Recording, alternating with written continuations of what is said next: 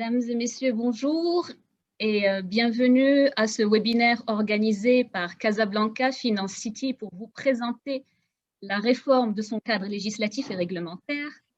Merci pour votre présence, nous sommes ravis de vous avoir parmi nous.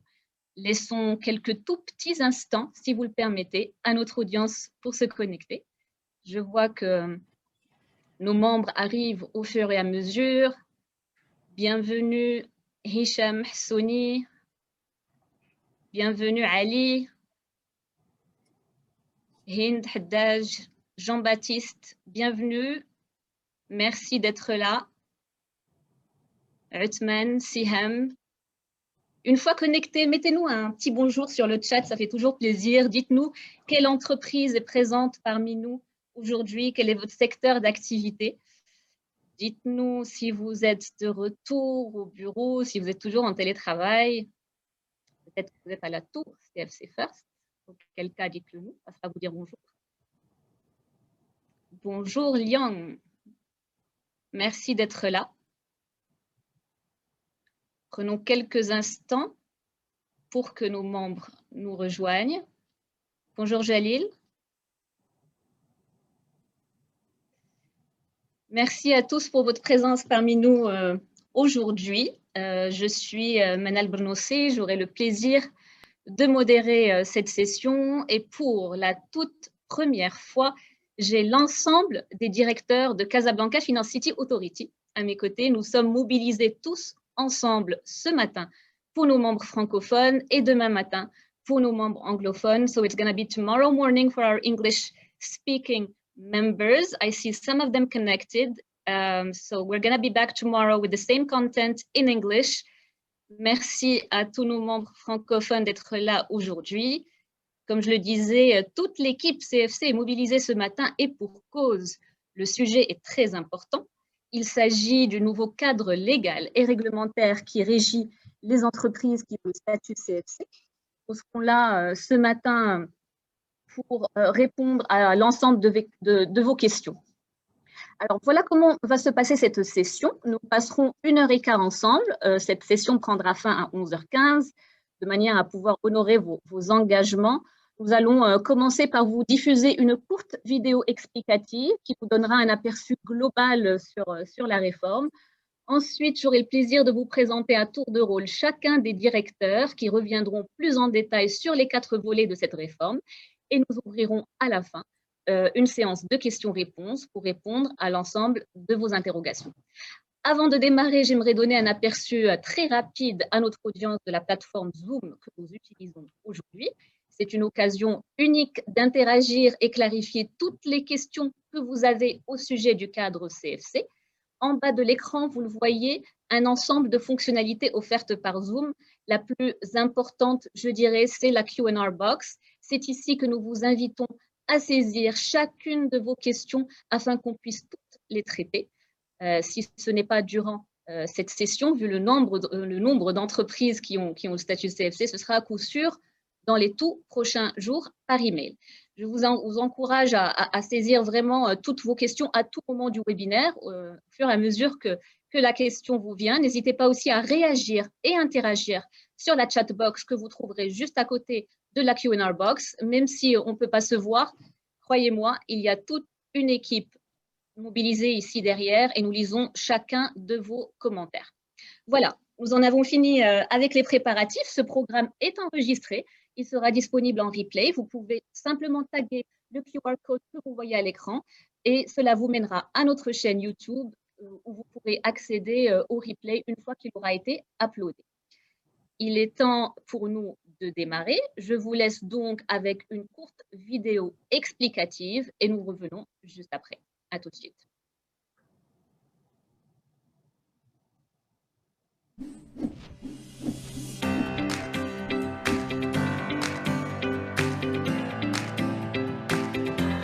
Afin de renforcer son attractivité et de se conformer aux meilleures pratiques internationales, Casablanca Finance City a entrepris une réforme majeure à travers la transformation de son cadre juridique et fiscal. Ce nouveau cadre réglementaire exclut toute distinction entre les activités locales et les activités à l'export. Cette réforme a été opérée suite à l'adoption de plusieurs textes législatifs, la loi de finances 2020, le décret-loi CFC, la loi de finances 2021, le décret d'application CFC. Elle concerne principalement les volets suivants. Élargissement des activités éligibles. Suite à l'adoption du décret-loi, le statut CFC a été élargi à 6 nouvelles activités, à savoir les sociétés d'investissement, les organismes de placement collectif, les conseillers en investissement financier, les sociétés ou plateformes de crowdfunding, les sociétés de négoce et les sièges régionaux pouvant facturer des biens et des services intra- et extra-groupes. Cet élargissement permettra à CFC de capter plus d'investissements. Les holdings seront désormais considérés comme des entreprises financières, quelle que soit la part qu'ils détiennent dans le capital de leurs filiales internationales. Les gestionnaires de patrimoine peuvent désormais opérer avec des Marocains ou étrangers résidant au Maroc. Un autre volet apporté par cette réforme concerne le renforcement des règles de conformité des entreprises dotées du statut CFC ou qui visent son obtention. Les entreprises visant à obtenir ou maintenir leur statut CFC doivent dorénavant répondre à de nouvelles exigences. Apporter une valeur ajoutée certaine, contribuant au développement de la place, avoir au moins le dirigeant de l'entité résidant au Maroc, allouer un minimum de dépenses de fonctionnement en adéquation avec l'activité de l'entreprise, disposer de cadres dirigeants justifiant des qualifications et expériences internationales requises. En cas de manquement à ces règles de conformité, des sanctions sont prévues par la loi. Il est important de noter que toutes les entreprises CFC disposent de 12 mois à partir de la date d'entrée en vigueur du décret-loi pour se conformer à l'intégralité de ces dispositions. Finalement, le dernier volet abordé par la réforme concerne le processus d'octroi du statut CFC qui s'est vu être simplifié. Le processus d'octroi de statut CFC a été assoupli. CFCA instruit les dossiers de demande de statut et les soumet au ministre des Finances après consultation, au besoin, des régulateurs concernés. Ainsi, le traitement des dossiers est réduit à un délai de 30 jours ouvrables. Par ailleurs, l'autre changement majeur qu'a connu le régime CFC a été instauré dès la publication de la loi de finances 2020. Réforme fiscale. Toutes les entreprises CFC sont soumises au même régime fiscal avec un taux fixe et unique de 15% applicable à toutes les activités.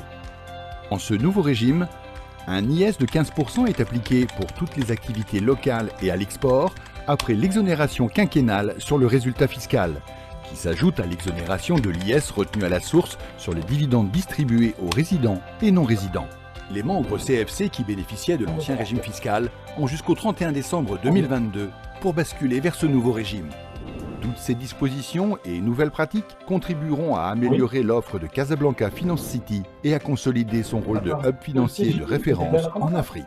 Pour toute question ou complément d'information, contactez-nous. Voilà. Alors, pour rappel, vous pouvez accéder à la page explicative détaillée CFC, réforme, dans l'email que nous vous avons envoyé, et vous appuyez dessus à tout moment pour poser votre question.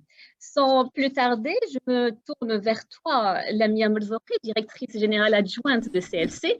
Vous la connaissez tous, évidemment. Si vous avez le statut CFC, c'est que vous avez forcément longuement échangé avec Lamia ou un membre de son équipe. Alors, Lamia, cette nouvelle réforme, on l'a vu, a élargi le scope des activités éligibles au statut CFC. Est-ce que tu peux nous expliquer cela plus en détail? Bonjour à tous. Alors effectivement, comme certains le savent déjà, cela fait quelques années que nous souhaitions élargir les catégories éligibles, et cela à la demande en fait des membres CFC eux-mêmes, donc de vous-même, et également des entreprises qui ne sont pas encore membres, mais qui ont un beau potentiel pour venir enrichir l'écosystème. Et donc, dans ce contexte, notre approche a toujours été de co-construire avec la communauté, que ce soit en termes d'offres, de propositions de valeur, mais également de positionnement sur les catégories. Et donc, aujourd'hui, la slide que vous avez en face de vous, c'est le résultat de longues discussions avec les différentes parties prenantes pour faire de CFC une place encore plus attractive, une place plus dense, et pour massifier l'écosystème et favoriser encore plus de synergie entre membres. Et donc, dans notre nouveau décret-loi, le statut CFC a été élargi aux nouvelles activités que vous avez en face de vous. Donc, pour les entreprises financières, donc à gauche, vous avez en plus les sociétés d'investissement, les OPC, donc les organismes de placement collectif. Et là, je rappelle que jusqu'à présent, les sociétés de gestion étaient éligibles, mais quand on souhaitait établir un véhicule, on passait par la catégorie holding, généralement, et il n'était pas possible avant la réforme de postuler en tant que fonds d'investissement. Là, la nouveauté, c'est que vous pouvez demander le statut pour n'importe quel OPC, que ce soit un OPCC, donc un fonds de private equity, un OPCI, un fonds IMO ou autre. Vous avez ensuite les sociétés ou plateformes de crowdfunding. Alors ici, il est important de rappeler que les fintechs sont un axe de positionnement important. Et on a d'ailleurs créé au sein de CFC le Africa Innovation Lab, donc, dont l'objectif est d'être un catalyseur et un incubateur de startups fintech, entre autres. Et donc, nous avons naturellement intégré cette activité dans le périmètre des sociétés éligibles, d'autant plus qu'il existe maintenant une loi sur le crowdfunding. Alors, vous avez ensuite les CIF, conseillers en investissement financier. Alors, ceux-ci existaient déjà sous la forme de PSI, prestataires de services d'investissement. Mais là, en quelque sorte, avec les CIF, nous avons intégré cette activité en tant qu'activité réglementée.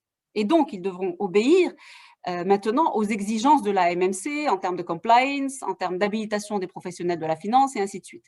Alors, je rappelle juste que les CIF sont définis dans la loi relative à la bourse, aux sociétés de bourse et aux conseillers en investissement financier, et que dans cette définition, ils peuvent exercer des activités de gestion financière, d'ingénierie financière, de conseil en opération d'appel public à l'épargne, de conseil en gestion de portefeuille et ainsi de suite. En tout cas, on pourra, pour ceux qui le souhaitent, vous envoyer la définition complète. Alors enfin, toujours pour les entreprises financières, nous avons deux catégories pour lesquelles il y a eu une ouverture, on va dire en tout cas une plus grande flexibilité. Donc premièrement, les holdings qui sont désormais considérés comme des entreprises financières. Et la contrainte qui a sauté, c'est que ces holdings ne sont pas obligés de détenir des participations majoritaires. Donc elles sont éligibles quelle que soit la part qu'elles détiennent dans le capital de leur filiale. Donc évidemment, comme pour toutes les autres catégories, le critère d'éligibilité majeur, c'est la vocation régionale. Donc ça, c'est quelque chose qui reste toujours d'actualité. Alors vous avez ensuite la gestion de patrimoine. Et là, ce qu'il faut dire, c'est qu'avant, cette activité était possible pour les étrangers résidant ou non au Maroc.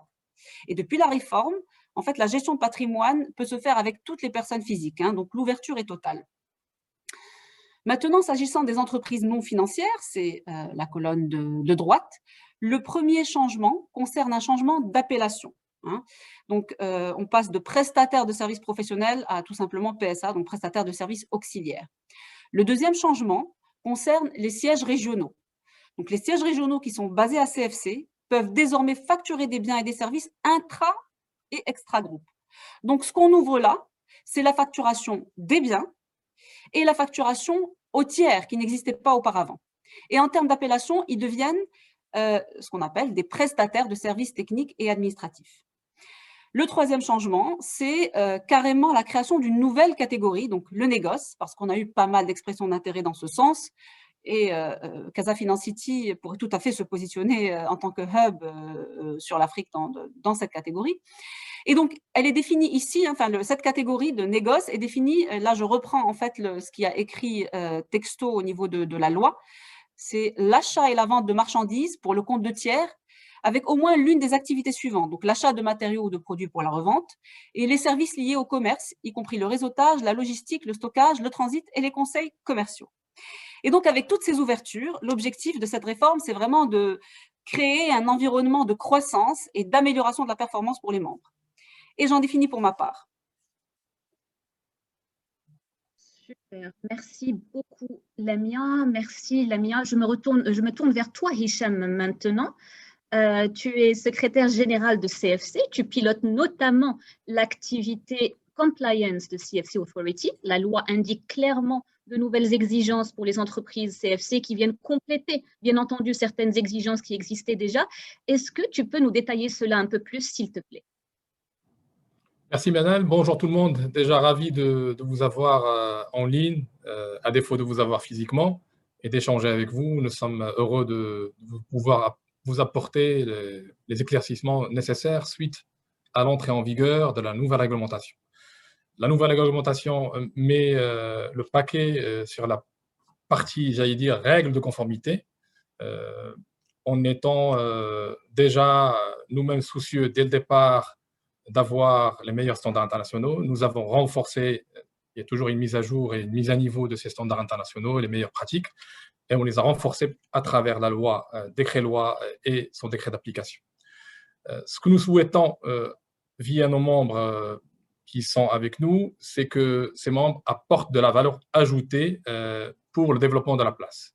En quelque sorte, c'est le point de la substance, ça veut dire que les membres éligibles au statut, à la fois au moment de l'application form, de la demande du statut CFC, mais tout au long de leur vie au niveau de CFC, il y a de la substance, il y a de l'activité et il y a des choses concrètes qu'ils réalisent. Ça, c'est le premier point, j'allais dire, très important. Le deuxième point qu'on avait toujours soulevé, mais cette fois-ci, il est plus explicite, plus clair au niveau de la loi et son décret d'application, c'est d'avoir le dirigeant de l'entité qui dirige le bureau de Casablanca, qui gère l'international à partir de Casablanca, qui soit présent ici dans l'entité, j'allais dire, siège social de l'entité qui a le statut CFC, mais qui soit aussi présent physiquement. Bien évidemment, cette personne, avec l'équipe, il voyage souvent, mais j'allais dire la domiciliation fiscale doit être à Casablanca et au Maroc. Troisième point aussi assez important, et sur lequel on avait mis l'accent aussi dès le départ, mais aussi cette fois-ci, il est très clair au niveau de la nouvelle réglementation, c'est qu'il y ait cette expérience internationale pour permettre, j'allais dire, à l'écosystème de Casablanca, à l'écosystème marocain et au continent, de bénéficier de ce transfert, j'allais dire, de savoir-faire, ce transfert de technologiques, et qu'il y ait dans les équipes dirigeantes, les équipes opérationnelles, des personnes qui ont une expérience internationale, j'allais dire, réelle et très forte. Quatrième point aussi, c'est l'adéquation des moyens par rapport à l'activité souhaitée. Il y a plusieurs catégories, il y a un renforcement d'ailleurs des catégories et une nouvelle liste de, j'allais dire, de cibles qui ont été ajoutées par la nouvelle réglementation, que ma collègue Lamia a bien explicité. Et pour chaque entité aujourd'hui, pour chaque catégorie de la loi, quel qu'il soit, que ce soit entreprise financière, holding, prestataire de services auxiliaires ou techniques, il faudrait démontrer qu'il y a les moyens nécessaires, suffisants, par rapport à l'activité souhaitée. Ça, c'est aussi un point important et que CFCA, le département de conformité, regardera, bien évidemment, au fur et à mesure, notamment avec les rapports annuels que les entreprises CFC envoient à CFCA annuellement. Un point aussi de vigilance et sur lequel on voudrait attirer votre attention, c'est le fait qu'il y ait aujourd'hui un délai qui est explicité par la loi, qui donne aux entreprises qui ont le statut CFC jusqu'au 24 décembre 2021 pour se conformer à l'ensemble des dispositions qui concernent la conformité. Il y a ce délai-là d'un an qui court depuis le 1er octobre 2020 et à la fin de cette année, on va dire, le 24 décembre 2021, il faudrait que l'ensemble des entreprises soient conformes à l'ensemble, j'allais dire, des règles de conformité. Je pense qu'il y a une deuxième slide. Voilà. Dans le cas où il y a, j'allais dire, une position de non-conformité de chaque entité qu'on est en train de regarder, soit avec nos échanges permanents, soit au moment du rapport annuel, la loi et son décret d'application, ils ont prévu, j'allais dire, un ensemble de mesures pour non-conformité. La première, j'allais dire, c'est le défaut d'envoi du rapport annuel. Parce que sans rapport annuel, on ne pourrait pas vérifier la conformité de l'entreprise. Et la loi aujourd'hui, la réglementation prévoit pour chaque jour de retard, au-delà du délai fixé aujourd'hui, qui est fixé au 31 mars 2021 pour l'année en cours, 31 mars de chaque année, il y a une amende journalière de 3 000 dirhams. Le défaut aussi de paiement des frais annuels ou de la commission annuelle entraîne l'application des pénalités, des majorations. C'était prévu déjà dans la réglementation antérieure et c'est aujourd'hui explicité. Deuxième point, lorsque les manquements qualifiés de non majeurs, lorsque on va dire que l'entreprise enfreint des règles, mais pas de manière forte et de manière à un niveau qui n'ouvre pas la voie au retrait, sur lequel je vais en parler après, il y a la possibilité à CFCA de j'allais dire, de donner, d'adresser un avertissement à l'entreprise directement, sans passer d'ailleurs par la phase, le ministre de l'économie et des finances, comme pour le reste.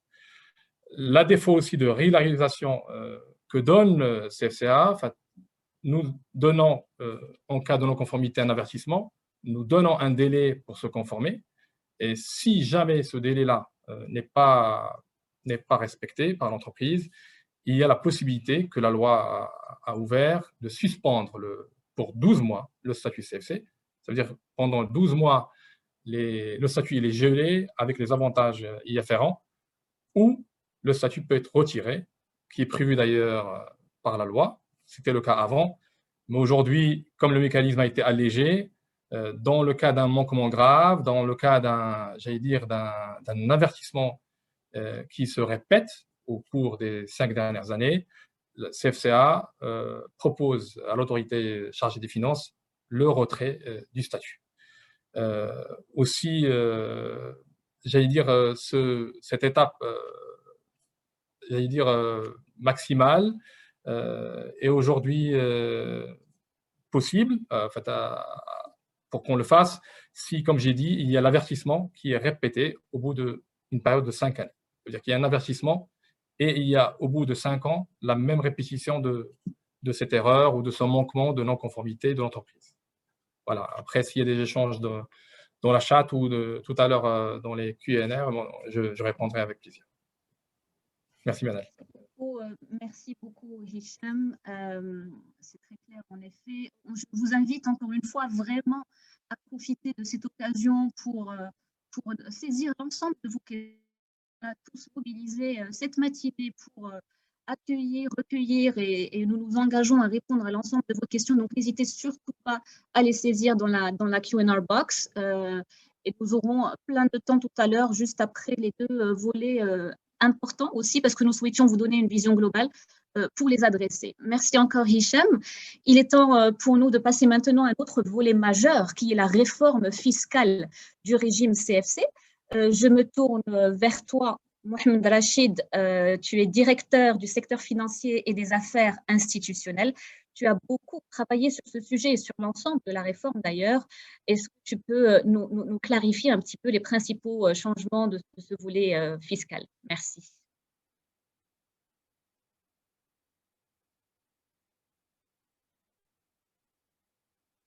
C'est Mohamed, à toi. Voilà. Là, c'est mieux. Oui, on t'entend parfaitement. Super, merci Manal. Bonjour à vous toutes et tous. Bienvenue encore une fois à cette visioconférence. J'aimerais vous dire tout le plaisir qui est le mien pour être avec vous aujourd'hui pour présenter cette réforme. Au menu, nous avons également la réforme fiscale. C'est une réforme qui s'est opérée, comme vous le savez, progressivement via les modifications apportées par les lois de finances au titre des années 2020 et 2021. Je pense que la meilleure façon de présenter les apports de la réforme du régime fiscal CFC, c'est bien évidemment de comparer le nouveau régime à l'ancien régime. Comme vous le savez, le régime de faveur de CFC porte sur les deux impôts directs, savoir l'IR et l'IS, mais aussi sur le droit d'enregistrement.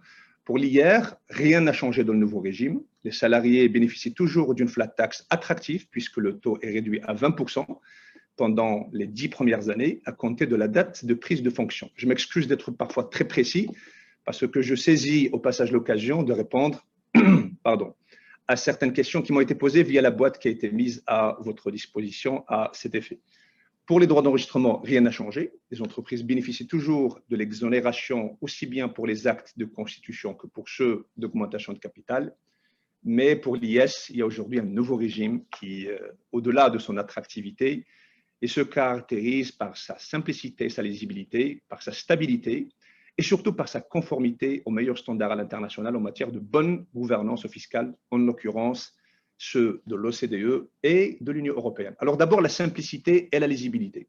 L'ancien régime, comme vous le savez, se caractérisait par la pluralité et la multiplicité des taux. Il y avait le taux normal progressif, les 10, 20, 30% pour le chiffre d'affaires local, le 0% et le 8,75 pour le chiffre d'affaires à l'export. Il y avait une particularité pour les HQ, les headquarters, parce qu'on prenait le max des 10% des résultats quand il y a résultat, des 10% des 5% des dépenses de fonctionnement quand il n'y a plus de résultat, et on comparait tout ça avec la cotisation minimale et on prenait le max. Donc là, aujourd'hui, nous avons un seul taux, une flat tax de 15% qui s'applique aux résultats. Cela concerne la quasi-totalité des entreprises CFC, avec une exception pour les banques et les assurances. Je pense que parmi les entreprises présentes aujourd'hui, vous êtes tous concernés par le taux de 15% qui s'applique aux résultats et aux résultats uniquement. Deuxièmement, j'ai évoqué la stabilité, car ce nouveau régime permet aux entreprises de se projeter dans l'avenir, d'investir, de recruter. Aujourd'hui, on sait qu'à partir de janvier 2023, seul le nouveau régime sera en vigueur. Pour que les choses soient bien claires, pour les deux régime, l'ancien et le nouveau, il y a deux dates à retenir. Pour le nouveau régime, il est entré en vigueur le 1er janvier 2020. Il coexiste et coexistera avec l'ancien régime entre janvier 2020 et janvier 2023, parce qu'on a 3 années de transition dans laquelle les deux régimes coexistent. Mais le nouveau régime sera seul en vigueur à partir de janvier 2023. Pour l'ancien régime, il est en vigueur avant janvier 2020. Il coexiste avec le nouveau régime entre janvier 2020 et janvier 2023, mais il cessera d'être en vigueur, il cessera d'être appliqué à partir du 1er janvier 2023. Donc nous avons l'ancien régime, le nouveau régime, une période de transition entre janvier 2020 et janvier 2023 où les deux régimes fiscaux coexistent, et nous avons donné aux entreprises qui avaient obtenu le statut CFC avant janvier 2020 d'avoir le choix, l'option d'opter de façon irrévocable dès maintenant, enfin dès janvier 2020, pour le nouveau régime s'ils le souhaitaient. Enfin, la conformité, vous avez tous suivi les évaluations positives de l'OCDE en novembre 2020 et de l'Union européenne en février 2021 qui ont confirmé que le nouveau régime fiscal CFC ne présente aucune caractéristique dommageable en matière de gouvernance fiscale. Un dernier point du nouveau régime, et non des moindres, constitue un avantage de taille pour la place financière CFC. Cela concerne bien évidemment la fiscalité des dividendes. Aujourd'hui, sont exonérés de l'impôt sur les sociétés, retenus à la source les dividendes versés par les sociétés ayant le statut CFC. Cette exonération s'ajoute à l'autre exonération qui existait déjà, à savoir celle de l'impôt sur les sociétés retenues à la source sur les dividendes versés à des sociétés ayant le statut CFC. Donc, on avait l'exonération sur les dividendes versés aux sociétés CFC. Maintenant, nous avons ajouté l'exonération sur les dividendes versés par les sociétés CFC. Cela veut dire que les entreprises, les holdings, les fonds à l'international peuvent investir au Maroc, en Afrique et au-delà via des structures à CFC et peuvent remonter les produits de leur participation, leur investissement, sans aucun frottement fiscal. Ceci est un avantage clé pour le positionnement de CFC comme une juridiction efficace pour la domiciliation des holdings car il permet au profit d'être distribué à partir d'entreprises localisées dans d'autres juridictions à l'international, notamment en Afrique, à travers une holding ou une structure CFC aux actionnaires ultimes sans la moindre perte ou fuite fiscale.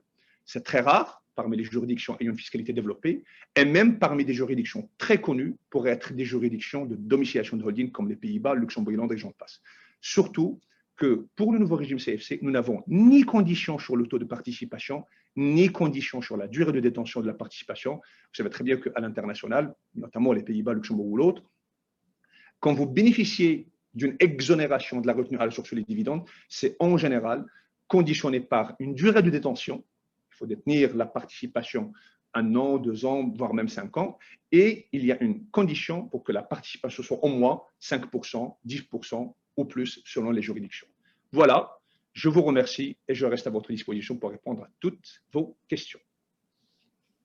Merci beaucoup, Si Mohamed, pour ces clarifications. Alors, ça nous mène au prochain sujet. Cette réforme, vous l'avez vu, est globale. Après 10 années d'existence, elle marque une nouvelle phase de développement pour CFC. Cette réforme s'accompagne aussi d'une revalorisation de la grille tarifaire liée au statut CFC. Pour nous en parler, je me tourne vers toi, Loubna Oulhaj. Tu es secrétaire générale adjointe de CFC. Tu as beaucoup travaillé sur la question des fees avec l'ensemble de l'équipe d'ailleurs. Est-ce que tu peux nous en dire un peu plus sur le sujet? Effectivement, merci Manal. Bonjour tout le monde et merci à toutes et à tous d'être présents aujourd'hui pour nous permettre de vous expliquer les nouveautés et changements apportés par la nouvelle réglementation liée à CFC. Alors effectivement, le décret-loi portant réorganisation de Casa Finance City aborde également les fees payées par les postulants et les membres CFC dans son article 18. Et ces derniers ayant été à des niveaux, disons, assez symboliques durant les premières années d'existence de la place, passent aujourd'hui à un niveau plus cohérent avec les ambitions de CFC et avec les benchmarks à l'international également. Donc, on parle toujours de commission d'instruction et d'annual fees également, donc 2 commissions à payer par les postulants et membres. Donc, la commission d'instruction du statut CFC est versée à CFCA lors du dépôt de la demande de statut. Et donc, notre assistance aujourd'hui n'est pas concernée par ces fees. Et la commission annuelle qui est versée à CFCA annuellement. Et aujourd'hui, justement, cette commission se transforme d'une commission forfaitaire symbolique à une commission visant la contribution des membres au développement de la place.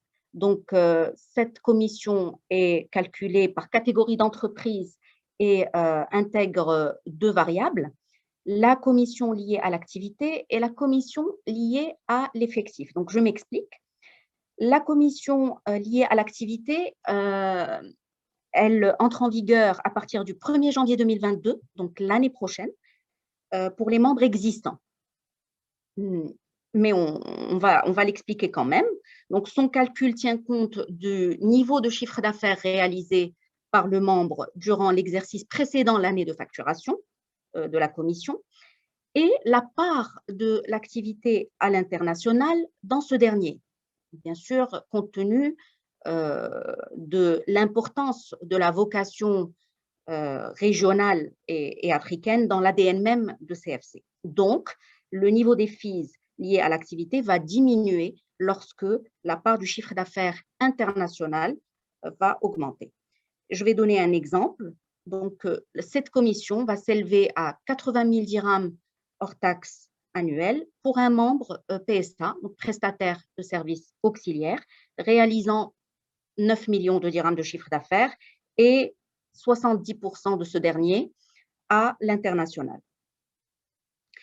La deuxième partie de la commission annuelle est la commission liée à l'effectif. Et c'est cette partie de la commission qui nous intéresse là tout de suite parce qu'elle entre en vigueur à partir du 1er janvier 2021. Et donc concrètement, dans les factures qui vous seront communiquées bientôt, cette partie de la commission va y figurer. Donc cette contribution se calcule en fonction de l'effectif de l'entreprise. Et je vais vous donner un exemple également. Donc, elle s'élève à 80 000 dirhams si on tient compte d'un effectif de 20 collaborateurs, ce qui est en moyenne le cas des membres CFC. Et les membres louant un plateau bureau auprès de CFC ou ayant réservé un plateau bureau auprès des bâtiments, enfin auprès de CFC pour les bâtiments en construction, ne paieront pas cette partie de la commission compte tenu que on estime qu'ils participent déjà au développement de la place ainsi.